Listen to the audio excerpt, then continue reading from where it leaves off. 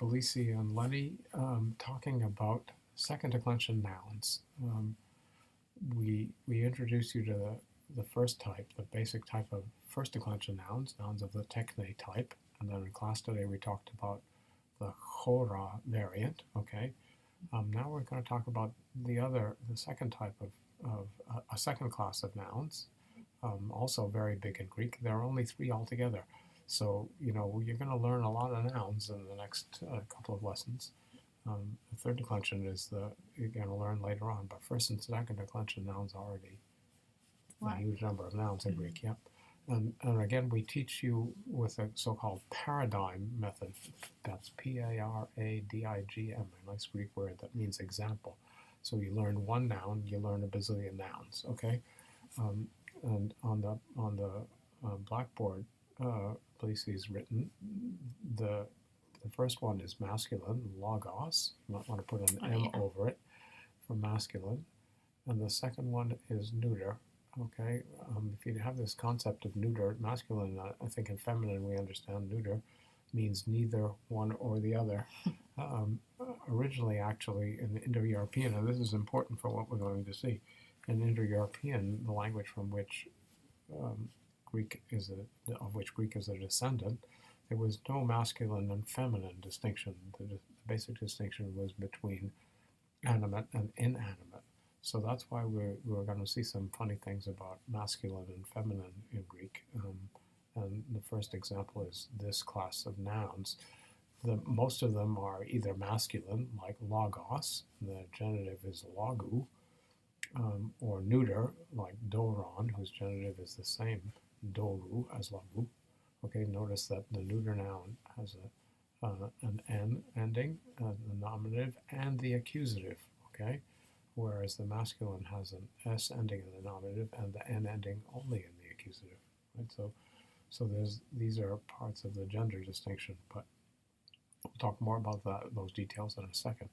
But the important thing is that there are, in this class of nouns, most of them are either masculine or neuter, but there are a few forms that look like logos and that should be masculine, but it's not that they should be, but you would expect them to be masculine, but they are feminine, and we'll talk about them. And they're not such a small number; they're significant. So it's that this form of nouns became masculinized, and the techne type became feminized. Originally, they were both animate, alive things, as opposed to things that are not alive, and that's what neuter originally meant.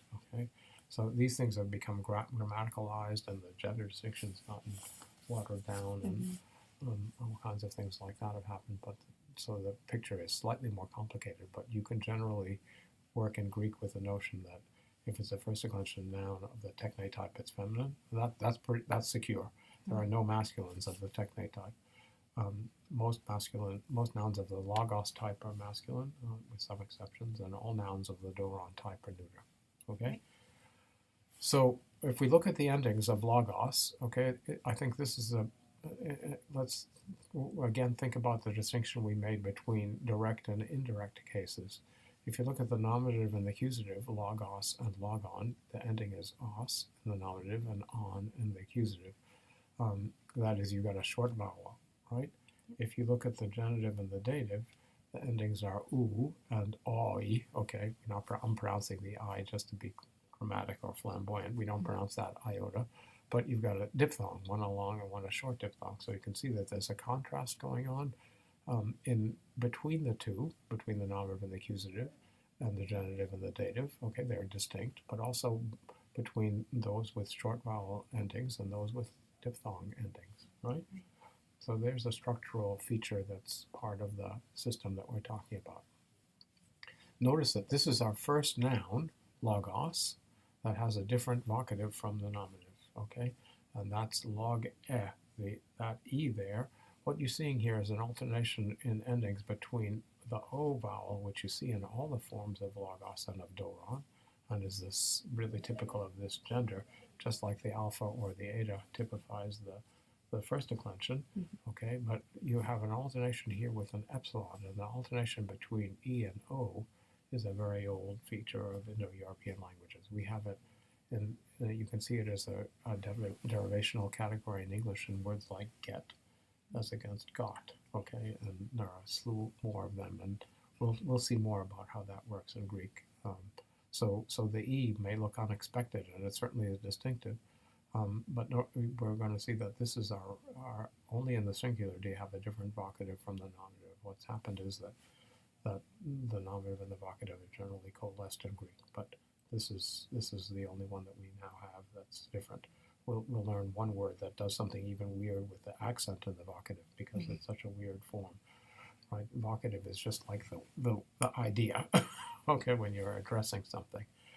People don't generally address word, okay, in the singular, but so you can see that we're working on the example model, okay, and not necessarily specifically tied to this particular form, but that's the vocative of second declension nouns in the singular. So let's look at the forms of dōron quickly. The important thing is, and this is true of all neuter nouns in Greek, not just second declension neuter nouns, the nominative and the accusative of them are identical. Whoops, what's happening? Oh, well, sorry. Now it's showing up. Okay. Okay. Police is trying to write on the blackboard Sorry. and it's not working. So dōron and dōron are both masculine, about nominative and accusative. This is tricky. You mean the functions for us and the distinction between the subject of a sentence and the object of a sentence are terrifically important. But it's also a symptom of the fact that they're really a pair, okay? So you can get along in Greek with neutralizing the difference between subject and object. There are other weird things about neuter nouns that we'll learn, but you notice that that's what's different. That is that the nominative ends in new, as does the accusative, okay? That's the only difference between dōron and the singular from logos. The other forms, the genitive and the dative, are the same. Okay. Now, if we switch to the plural of these nouns, what we have are logoi, logon, logois, and logus. Okay. We can't make such a neat categorization of the differences between them, but this is representative of a huge class of nouns. You need to learn these like you need to learn the techne type and the chora variant, okay? In the neuter, okay, you may notice that, by the way, that the genitive plural ending is on again for both logos and dōron. And it is the genitive plural ending on is true of all the declensions in Greek. When we get to the third declension, it's also on. So learning that ending will work for you. Okay, every single Greek noun that's in on is a genitive plural, no matter what class it belongs to. But notice also that the nominative and the accusative plural of dōra end in a short alpha, okay? That's an old ending for a collection of things. Originally, in Indo-European, there was a distinction between dual, that is, things that come in pairs. First you have singular, one instance of a thing. Dual, things that comes in pairs, like pairs of eyes or pairs of hands or pairs of oxen, okay? And then plural, which is more than one, okay? But obviously, if you have a dual thing, it's got to be two that are different and are not a pair, okay? So it can be two in that sense. And then there's this collective ending, which means a group of examples of a thing, a collection of things. So in Greek, it's become generalized as the plural form of neuter nouns, and it no longer has that collective function, but there are some reflexes of this that we'll learn shortly.